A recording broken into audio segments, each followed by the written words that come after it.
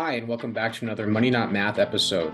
I appreciate you taking the time to watch or listen to this episode and hope it brings value to you on your retirement planning journey.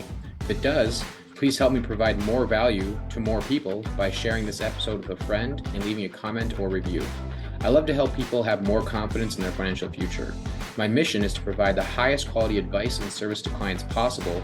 Therefore, I limit myself to 100 active clients or less at all times. Please reach out with retirement planning questions or requests for future Money Not Math topics at drew@fivestonefinancial.com. Remember, this content is not legal, tax, or investment advice. You should always consult a qualified professional regarding your personal situation. Thank you, and with that, let's jump into today's episode. Is Roger Federer the GOAT? And what can his career teach us about investing? Money Not Math episode number 151. According to the World Tennis Magazine article that I found, and I will have linked here if you want to check it out, Roger Federer's impact on the sport is maybe more than any man before him. His trademark style took the sport by storm and changed the way younger players approached it, essentially laying the groundwork for the next 2 decades of tennis. Beyond that, even, his impact on the world of sport is clear for all to see, and his position as a role model has never been questioned.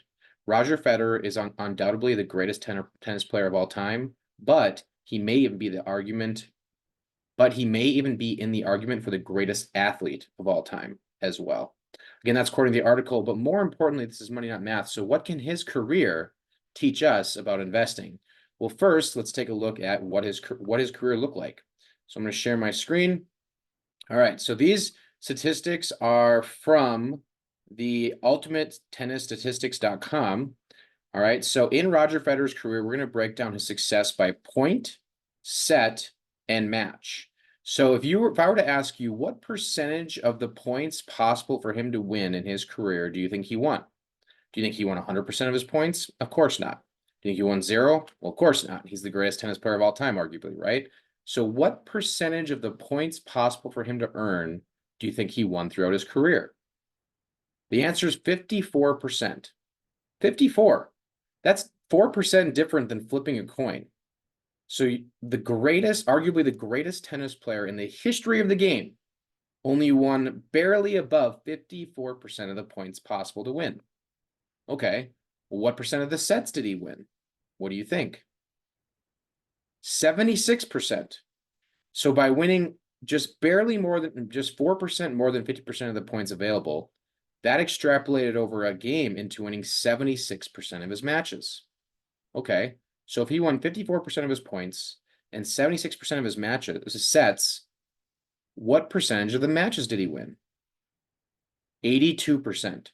So the greatest tennis player of all time still lost 18% of the time. But he won 82%. That's pretty phenomenal, right? So he only needed to win 54% of all of his points available in order to win 82% of his matches. Okay, awesome statistics. If you're like me, you might be fascinated. But what's that have to do with investing? Here's the kicker. Many people out there believe they have to beat the market to be successful investors. Not with me personally, but you hear them talk about to other people, their version of being a good investor is beating the market or picking the right stocks. Well, what hopefully Federer shows us here is what happens on a day-to-day basis is almost irrelevant when it comes to your long-term success, as long as you aren't losing more than you're winning. So let's look at what the S&P 500 index has done historically. All right, from a day-to-day basis, we're going to treat each day of the market as if it's each of Federer's points. On a day-to-day basis, the market's up about 53% of the time. Again, barely better than flipping a coin. Okay, so what does that mean on a quarterly basis? On a quarterly basis, the S&P 500, and this is from 1936 to 2021, has been up about 70% of the time. Pretty good. So almost the exact same thing as flipping a coin turns into winning 70% of the quarters. All right, so what does that mean for an annual basis? What has the market done historically from a year-to-year basis? By winning 53% of the days and 70% of the quarters, historically speaking, the market has ended up winning 78% of the years. What does that mean? 78% of the time from 1936 to 2021, the market was up from January 1st to January 1st. All right? Well, that means over 3 out of 4 years. So it's really important for us to understand that all we have to do to be almost as good as the greatest tennis player of all time in his career, to be great investors, is have a good long-term strategy that fits our personal financial goals and that we're disciplined around in the tough times. Because anyone and everyone can be happy and excited when the market's up and when we're winning.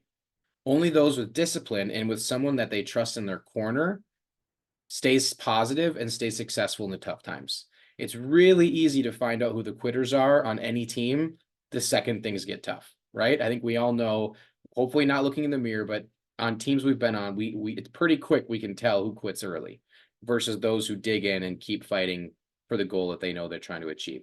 So on the flip side, we have to understand that even with a great long-term plan and a solid strategy that fits your personal goals, the market, aka the S&P 500, not saying all your investments should be there, but just using as an example, is still going to go down 1 out of 4 years.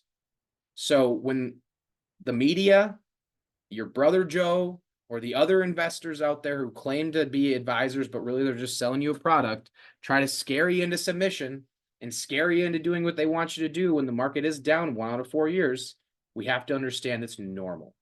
It's normal for Roger Federer to lose 18% of his game matches, and it's normal for the market to go down about 22% of the years. It's all about a long-term strategy. All right. So hopefully this was as fascinating to you as it was for me. I recently saw Dimensional did a little piece on this comparing Federer to the SP 500, and it blew me away because if you would have asked me how many of Federer's points he won, I would have guessed a lot higher than 54%. I probably would have guessed in the 70%. And I can promise you, for myself personally, from when it comes to sports, I expect to win a lot more than 54%. So maybe I need to tempt my expectations as well. So thank you for your time. Hopefully this Money Not Math conversation brought you value. Please let me know if you think Roger Federer is the GOAT. And more importantly, what questions or thoughts you have when it comes to retirement planning specifically and or the investing in the market, or if you have future Money Not Math topic conversation requests. Thank you again for your time, and I hope you have a great day. Bye.